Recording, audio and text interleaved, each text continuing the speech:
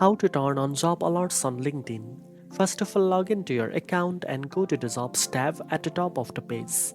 Next, in the search bar, enter the job title, keyword, or company you are interested in and select the location where you want to work.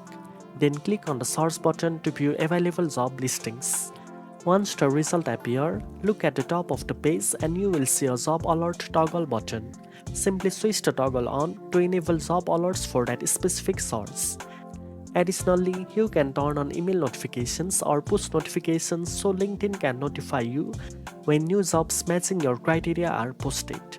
You can also manage multiple job alerts by clicking on Job Alerts under the Jobs tab, where you can edit or delete existing alerts anytime. Turning on job alerts ensures you never miss new opportunities and helps you apply faster, increasing your chances of getting hired. Now you know how to turn on job alerts on LinkedIn. If you found this video helpful, don't forget to like, share, and subscribe for more career tips. Thanks for watching, and I'll see you in the next one.